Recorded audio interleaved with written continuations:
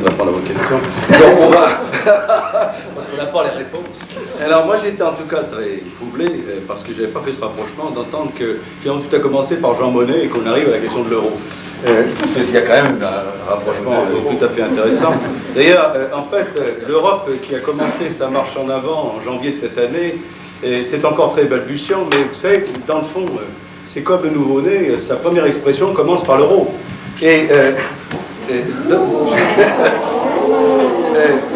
Alors, il ne faut pas qu'on s'attendrisse vis-à-vis de ce nouveau-né de façon excessive, mais il faut essayer de réfléchir pour voir si l'attention de ces 11 et peut-être bientôt ces 15 géniteurs permettra à cet euro de se développer et de progresser.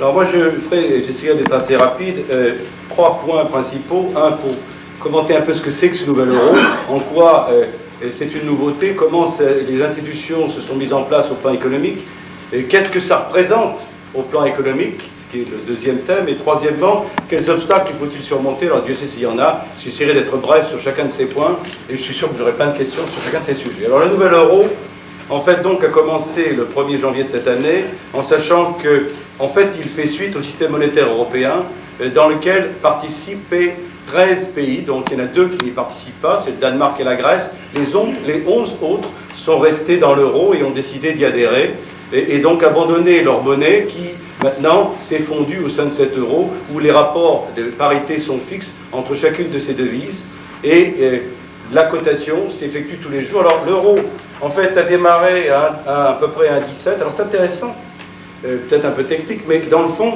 c'est la seule devise, en dehors de la livre sterling, qui est cotée dans ce qu'on appelle le certain. C'est-à-dire que, en fait, autrefois, on vous disait $1 égale, par exemple, 5 francs 80, mais là, c'est l'inverse. C'est 1 euro égale 1,17 ou 1,18 $, ou maintenant 1,12. Donc, je ne sais pas, c'est probablement un sentiment de confiance, où on s'est dit, ça y est, on va être meilleur que les Anglais, nous devenons une devise importante, et on l'a décidé de prendre les choses à l'envers, mais je crois que c'est important. Deuxième point, c'est que le système monétaire européen donc existait finalement, et tout ceci s'inscrit dans une continuité, et on a simplement dit, maintenant on va faire en sorte que les parités soient fixes. C'est tellement une obsession qu'il n'y a pas très longtemps, et hier tout simplement, lors de la réunion du G7, c'est ce que développait l'Europe finalement dans ses rencontres avec les autres pays du G7, en disant, nous, ce que nous souhaiterions, c'est une espèce de parité étroite entre le dollar, le yen et l'euro. On y vient. Alors, c'est vrai pour la devise, c'est vrai pour les taux d'intérêt. Donc, dans le courant du mois de décembre, on est arrivé à un rapprochement de ces taux d'intérêt qui sont arrivés au jour le jour à environ 3%. Et puis aujourd'hui, la devise est cotée, elle est cotée à Bruxelles. Donc, vous avez une référence qui s'appelle l'Euribor. Et l'Euribor, en fait, c'est la moyenne des cotations de 57 banques, parmi lesquelles il y a toutes les banques des 11 pays européens, enfin, toutes les banques principales. Et vous avez les 4 banques représentant les 4 pays qui n'ont pas encore adhéré, et vous avez 5 banques de l'extérieur, dont 3 banques américaines. Donc, ça n'est pas seulement les banques de l'euro qui participent à la cotation de l'euro. Alors, en sachant que les Anglais, parce que c'est classique avec les Anglais, ils ont essayé de créer aussi leur Eurolibor. Ils ont dit, non, dans le fond, les Européens, ils ne savent pas bien ce que c'est, nous on est en dehors, mais on va créer notre truc. Et ça n'a pas marché. Alors soyez ravis, finalement, le vrai système, c'est celui qui est à l'intérieur de l'euro, c'est l'Euribor, c'est lui qui cote. Alors, les évolutions, voilà, les courbes, ça prouve quand même qu'il y a de l'intérêt. Et les volumes représentent à peu près additionnés la moitié de ce que représentaient les volumes dans chacune des monnaies composantes, ce qui s'explique parce que finalement les gens ne couvrent plus les monnaies composantes, ils ne couvrent que le global. Donc c'est important, ça bien entendu des traductions, parce que dans le fond, nos volumes de change à nous, les banques, ont sensiblement diminué, je le regrette, mais enfin après tout, je crois que c'est mieux pour tout le monde. Alors, ce qu'on peut dire, c'est que les contrats en cours dans chaque monnaie sont restés valables. C'est un sujet qui est quand même très important, qui concerne aussi bien le particulier que l'entreprise. Quand on a des contrats dans chacune des devises, ces contrats continuent. Ils continuent suivant un principe qu'on appelle le principe de la continuité, c'est logique, et de la substitution des intérêts, c'est-à-dire qu'on continue à payer les intérêts dans les devises dans lesquelles on a conclu le contrat au départ, et donc les taux d'intérêt vont rester les mêmes. Et simplement, à la fin du contrat, s'il va au-delà de 2002, on payera en euros, mais avec une contre-valeur qui correspondra exactement à ce qu'on aurait payé, par exemple, en francs. La Banque Centrale Européenne publie elle-même un nouvel indice, qui s'appelle EONIA, qui est en fait un indice de valeur moyenne des taux, et qui nous permet de la référence. En France, vous aviez le TNP, c'est la même chose, c'est un taux de référence qui est publié par la Banque Centrale Européenne. Alors les banques nationales peuvent se refinancer auprès de la Banque Centrale et y déposer leurs excédents en euros. Alors les taux, aujourd'hui, c'est un système d'open market, c'est-à-dire qu'en fait, on met en pension des créances que l'on peut avoir dans chacun des 11 pays de la communauté pour avoir en contrepartie la possibilité d'emprunter devant la Banque Centrale, où on peut déposer à la Banque Centrale. Les taux aujourd'hui de la Banque Centrale sont entre 4,5% pour les prêts, 2% pour le dépôt, et ils sont pires que nous, et ça devrait normalement se rapprocher à 3,25 et 2,75. Donc ça va être très proche. Les échanges, alors c'est quand même très important parce qu'on ne se rend pas bien compte vu comme ça, mais ça a été un mouvement considérable. C'est une tâche énorme que de mettre tout ça en place, donc sont faits en temps réel à travers un système européen qui s'appelle Target et où toutes les banques communiquent entre elles de façon permanente. Donc il y a un échange constant. Et à travers également des systèmes dans chacun des pays nationaux. En France, par exemple, ça s'appelle le TBF. Par exemple, en BNP, pour vous donner des chiffres que je connais bien, on a été obligé de modifier 65 000 programmes. On a fait 400 projets, on a dépensé 300 millions de dollars pour essayer de tout mettre en état, et on s'est aperçu, alors c'est important parce que c'est à la fois vrai pour le problème de l'euro, mais c'est vrai aussi pour le fameux en 2000. On se rend compte qu'on n'a peut-être pas suffisamment intégré le problème des sous-traitants. Et que si nous étions prêts, certains de nos sous-traitants n'ont pas toujours été prêts. Et on s'est aperçu qu'on avait certains de nos traitements qui n'ont pas toujours répondu aussi bien qu'ils le devraient. Peut-être que vous en avez souffert, mais vous voyez, je vous en donne déjà les explications à l'avance. Alors les particuliers comme les entreprises peuvent dès à présent s'adresser à leur banque et puis peuvent le faire à travers par exemple notre filiale, la Bank of the West, qui est l'interface un peu avec la BNP ici, sous ces angles des particuliers. Ils peuvent disposer en France de comptes en euros, ils peuvent bénéficier de tous les moyens de paiement en euros, sauf les espèces bien sûr avant l'an 2002. Ils peuvent effectuer des opérations en francs et en euros sur le même compte, que celui-ci soit tenu en francs ou en euros. Ils peuvent obtenir des informations sur le montant et la monnaie d'origine lorsque les opérations ne sont pas dans la monnaie de tenue du compte. Et enfin, ils peuvent demander à tout moment, sans changer la référence, de changer leur compte, par exemple de francs, en euros. Ou même inversement, s'ils le souhaitent, mais enfin, les allers-retours, c'est pas tellement bienvenu. En général, c'est plutôt dans un sens et pas dans l'autre. Donc voilà un peu, de façon relativement rapide et schématique, ce que c'est que ce nouvel euro. Alors, c'est deuxièmement, et j'irai très vite, une nouvelle réalité économique. Pour vous avez cette petite brochure, elle vous le dit. Je pense que ça a un petit peu changé. On vous dit que les États-Unis représentent à peu près 25% de la richesse mondiale, l'euro 24%. Je pense que l'écart s'est légèrement accentué, mais malgré tout, l'euro est une force économique très significative. Au plan de la population, il représente près de 300 millions d'habitants, alors que les États-Unis sont 270 et le Japon 126, donc voilà un peu les forces en présence. Et surtout, ce qui est important, pour citer quelques statistiques, c'est la part dans le commerce international. Les États-Unis représentent 17%, l'Europe en représente 13%, et le Japon, l'Europe des 11%, et le Japon 9%. Et dans la part des réserves, et là aussi c'est important pour les questions qu'on peut se poser sur les vertus comparées de chacune de ces devises, les États-Unis 61,5%, le yen 7%, et l'euro 17,5%. Alors c'est quand même un phénomène important, sachant qu'à travers ces réserves, il y a parfois des réserves de chacun de ces pays participant à l'euro dans la devise du pays d'à côté. Donc je ne suis pas très sûr qu'on reste à 17,5% dans le futur. L'euro devrait jouer également un rôle majeur sur le marché des capitaux, c'est que toutes les transactions maintenant sur le marché des capitaux sont en euros, et que la capitalisation boursière des sociétés de l'euro représente à peu près 20% des capitalisations mondiales. Si on y rajoute, alors on ne sait pas si ceci se produira, ce que représente Londres, plus particulièrement la place de Londres qui est très considérable, on arrive à 30%. Donc c'est une part très importante, en sachant que le Japon représente 18% et les États-Unis en représentent à peu près 50%. En ce qui concerne les émissions d'obligations internationales, et ça aussi c'est un vrai sujet, aujourd'hui c'est 37% pour les États-Unis, 17% pour le Japon, 27% pour l'euro. Si on y rajoute l'Angleterre, c'est 35%. C'est dire que, parce que je crois qu'il faut voir dans cette évolution de l'Europe, c'est qu'aujourd'hui, à travers l'euro, c'est la libre circulation des capitaux, dans le fond. Et c'est à travers cela la possibilité d'avoir accès à l'ensemble de ces 11 marchés de façon immédiate. Et donc pour les investisseurs de se dire j'ai en face de moi quelque chose d'unique. Et d'ailleurs on met ensemble les cotations de chacune de ces bourses cela étant, ce qu'il faut quand même avoir à l'esprit, c'est que les fonds de placement, pour 78% de l'ensemble des fonds de placement sont américains. Et donc c'est européen pour 35%, mais c'est quand même des fonds de placement américains notamment qui vont de ce côté-là être déterminants quant aux évolutions. Alors les disparités en Europe sont encore nombreuses, au plan social, linguistique, culturel, enfin je pense que Marie nous en dira beaucoup plus que moi, on a, grâce à cela, plusieurs atouts importants. Un, meilleure mobilisation du capital, c'est ce que je venais de dire. Deuxièmement, disparition du risque de change, je crois que tu l'as évoqué. Troisièmement, rationalisation de la gestion. Et ça, c'est un point très important, et on le voit quand on rencontre les grandes entreprises américaines, par exemple, qui disent maintenant, pour nous, l'Europe, c'est un tout. Et je vais pouvoir, à travers cela, centraliser ma gestion des achats, mes flux de trésorerie, ma comptabilité, mes encaissements, mes stocks, ma distribution. Enfin, on arrive fondamentalement à un modèle maintenant qui permet une appréhension unique. On va avoir une harmonisation des prix de vente. Alors l'harmonisation, ça ne veut pas forcément dire que les prix vont baisser. Ça peut se faire à la hausse. Je dirais même que les esprits chagrins disent, vous comprenez, maintenant on va exprimer ça en euros, comme les gens arrondissent, au lieu de vous dire c'est 99 francs 99, ça va faire des 99 d'euros et ça risque de nous coûter plus cher. C'est très possible.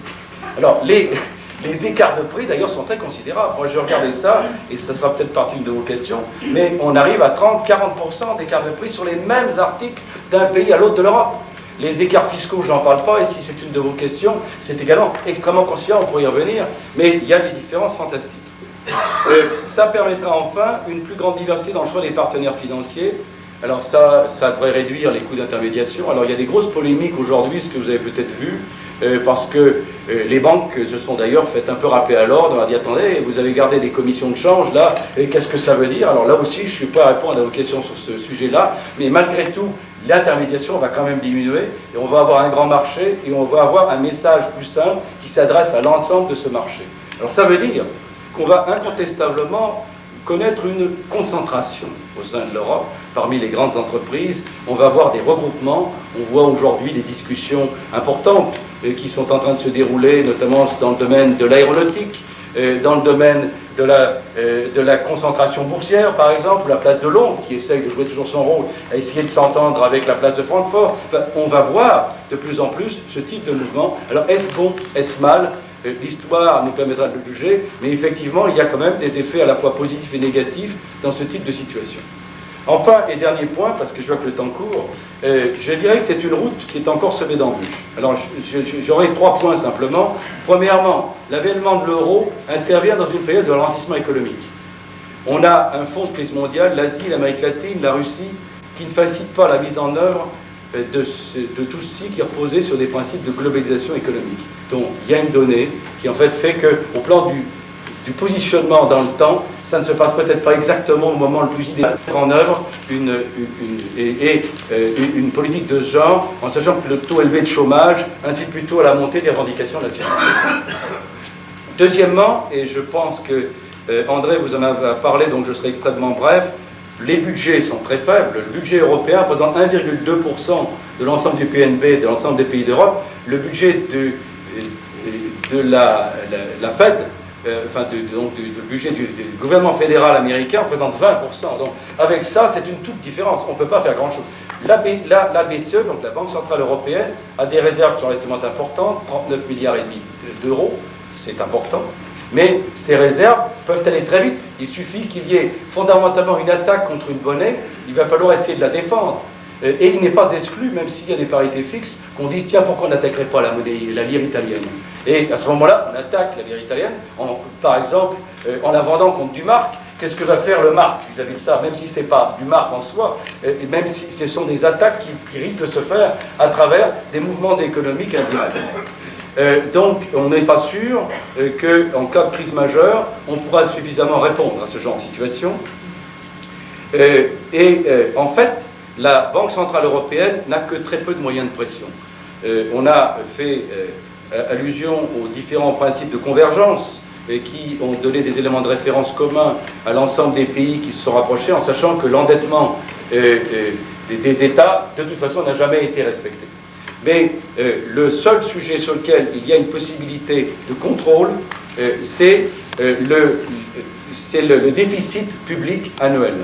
Et c'est le seul point sur lequel la Banque centrale a fondamentalement un moyen de coercition, puisqu'elle peut pénaliser les pays participants en leur demandant de déposer sans intérêt jusqu'à 0,5% de leur produit national brut, ce qui est quand même très considérable. Donc, voilà un peu ce qu'on peut dire. La Banque centrale n'a pas beaucoup d'outils de mesure. Elle a un indicateur M3, donc, qui est un indicateur d'évolution de croissance de la masse monétaire, qui lui permet de surveiller, mais elle n'a même pas de décision claire en matière d'inflation. Disons qu'elle fait des recommandations dans chacun de ces domaines, et que la recommandation est de 2% actuellement sur l'inflation, mais qu'on a vu de façon récente qu'il y avait des contradictions profondes entre ce que certains pays revendiquaient en matière d'inflation et de déficit public par rapport à ce que la Banque centrale était effectivement prête à lâcher. Et on va se trouver forcément devant des contradictions entre un monde libéral et un monde keynésien, entre un monde ouvert, orthodoxe, ou un monde ouvert ou un monde orthodoxe. Et donc, je crois qu'on va incontestablement se trouver face à ces diverses tensions, et on ne sait pas encore très bien comment tout ceci saura se résoudre, mais je crois qu'on peut faire confiance à ce qui jusqu'à présent s'est déroulé dans l'Europe. Et André a rappelé le pragmatisme qui a présidé à l'évolution de notre Europe. Je crois que c'est à travers cela que finalement on pourra trouver les réponses, et qu'aujourd'hui le mouvement est lancé et qu'il est porteur d'espérance.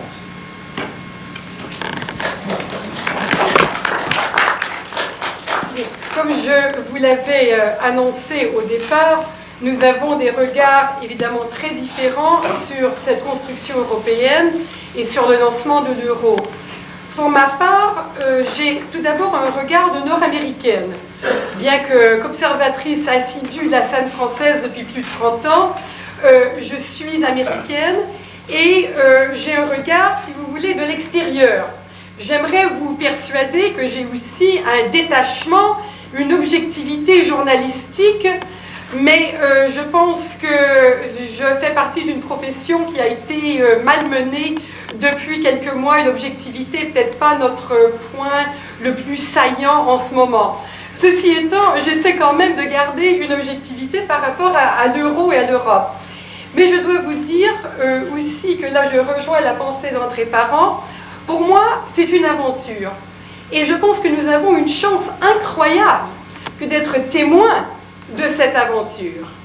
Et c'est quelque chose d'inimaginable, de se dire c'est quelque chose qui se fait peut-être pour la première fois dans l'histoire du monde, et nous sommes là, nous pouvons suivre chaque petit débat, nous pouvons en mesurer les dangers, nous pouvons avoir des théories, des hypothèses sur son avenir.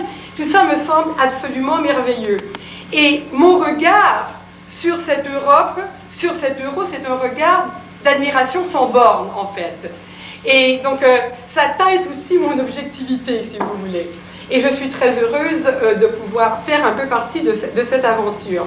Ceci étant, je trouve aussi que la création européenne, le lancement de l'euro, ça donne lieu à des tas d'incidents, de moments, qui ne seront certainement pas recensés dans les livres d'histoire, dont on ne fera aucune, auquel on ne fera aucune allusion dans 20 ans, dans 30 ans, dans 100 ans. Mais puisque nous sommes témoins, je pense qu'on doit savourer aussi ces petits moments. Et ils sont révélateurs aussi de comment les gens qui doivent quand même vivre avec cet euro et vivent dans cette Europe, comment ils réagissent à tout ce processus. Et je pense juste en guise d'exemple à un débat qui a fait couler beaucoup d'encre dans la presse française au mois de janvier, juste après le lancement de l'euro, et plus particulièrement dans le Figaro, mais ça a été repris par d'autres publications, et c'était sur comment devaient s'appeler les 11 pays qui font partie, donc qui ont adopté la monnaie commune. Alors évidemment, la presse avait bêtement adopté Euroland. Et donc, donc d'autres ont voulu tout de suite franciser à Euroland 2, ce qui évidemment a donné lieu au débat. Euroland a été rejeté par des tas de gens. Bannissons cet affreux Euroland qui sont les frites et leurs hamburgers des parcs d'attractions, disait-on.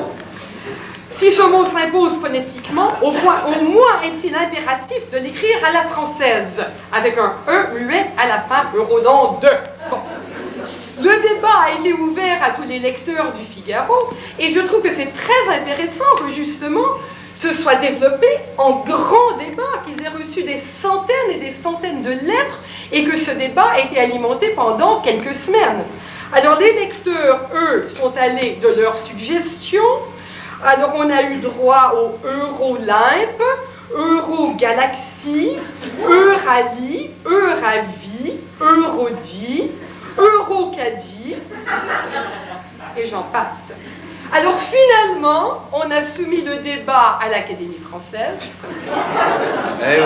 qui avait si bien tranché par la féminisation des titres et des fonctions.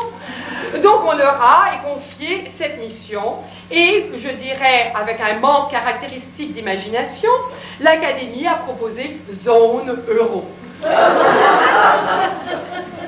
Voilà. Donc, c'est un exemple, si vous... Disons que, pour moi, je trouve que c'est le genre de dispute qui implique quand même les gens. Et bon, vous savez qu'il y en a eu des tas et des tas de ce genre. On peut revenir, si on a un petit moment, plus tard. Et je pensais, vous évoquiez tout à l'heure le président Mitterrand. Je pense à cette scène qui m'avait semblé très amusante à l'époque. Vous vous rappelez, au moment de l'inauguration du tunnel sous la Manche, M. Mitterrand et la reine d'Angleterre avaient été les premiers à franchir à bord de... Enfin, c'était dans la voiture de la reine, mais ils avaient été mis sur la navette là, qui traversait le tunnel.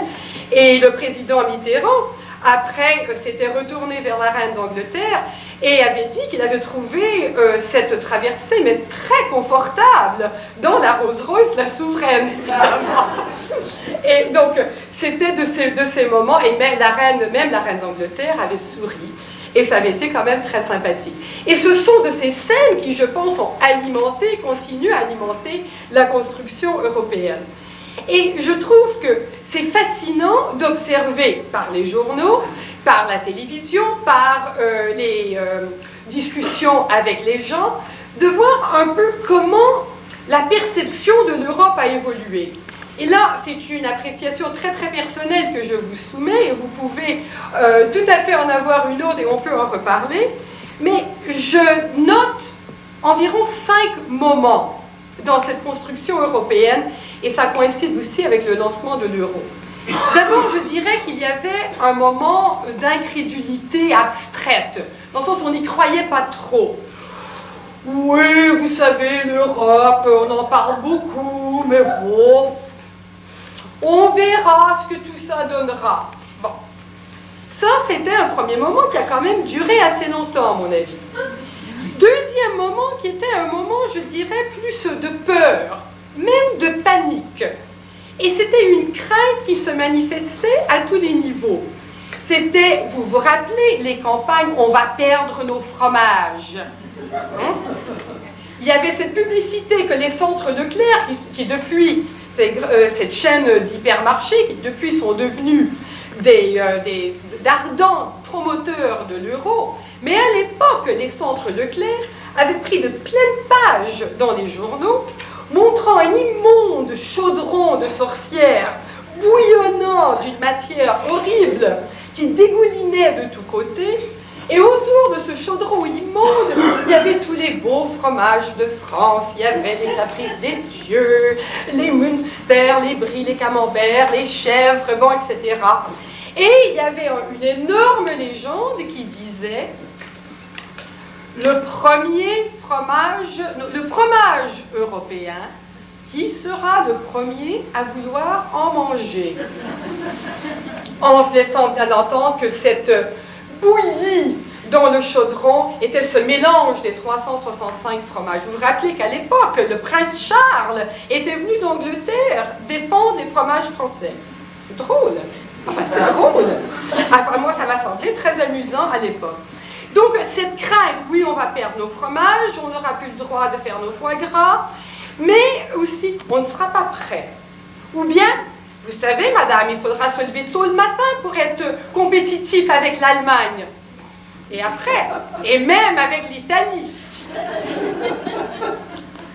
Et il y a un troisième moment, donc je pense que cette crainte quand même s'est dissipée. Troisième moment qui est plutôt un moment d'acceptation. Et oui, madame, l'Europe, il faudra bien qu'on s'y fasse. De toute façon, on n'a pas le choix. Et ça a duré, je dirais que même encore l'année dernière, c'est ce que j'entendais le plus souvent, c'était le son de cloche qui ressortait le plus d'interviews à la télévision, dans les journaux, dans les magazines. Et il y a eu, évidemment, forte campagne gouvernementale à l'appui, avec un appui très très important de la presse écrite et télévisée. Et je dirais que cette acceptation un petit peu fataliste, on n'a pas le choix, on ne nous a pas demandé notre avis, vous savez, qu'au moment du lancement de l'euro au mois de janvier, ça a cédé à ce qu'on a appelé l'europhorie. Et il y avait, et j'étais en France à ce moment, et ça me semblait relativement palpable même, il y avait une certaine fierté qui se dégageait. Il y avait aussi une connaissance, une compétence. Tous les journaux sortaient des suppléments de ce genre. Ça, c'était donc la vie économique de la République du Centre. Donc, pas seulement les grands journaux parisiens, mais avec des explications, avec des jeux. Vous avez même, et ça je les laisserai là, vous avez même un jeu de société sur l'euro à l'intérieur. Bon. Et toute une série d'opérations pédagogiques, d'opérations ludiques, qui avaient comme seul but de démystifier l'euro, je dirais même de faire aimer l'euro. Et je pense que les gens, l'impression que j'avais du moins, c'est que les gens ont été un peu pris dans ce mouvement, et c'était avec beaucoup d'énergie, beaucoup d'enthousiasme qu'on parlait de l'euro, en tout cas ces premières semaines de janvier. Si j'en juge par les journaux et par la télévision, je dirais que quelques semaines plus tard, malheureusement, nous retombons dans un autre moment qui est celui d'une perte d'enthousiasme. Et je vous cite juste à l'appui un article qui était dans le journal Libération il y a quelques jours, c'est donc du 17 février. Et le titre est « L'euro n'attire guère le chaland ». Et ça cite quelques statistiques. Et plus précisément, ça démontre comment, au tout début, eh bien, il y avait un certain nombre de personnes qui voulaient être les premiers à avoir un chéquier en euros. Et on dit même, en janvier, les chéquiers en euros représentaient 4% des demandes de carnet. C'est pas énorme, mais vous savez, 4%, c'est déjà quand même un bon petit mouvement. Et maintenant, on est tombé à 1%, même pas un mois plus tard. C'est intéressant. Et on dit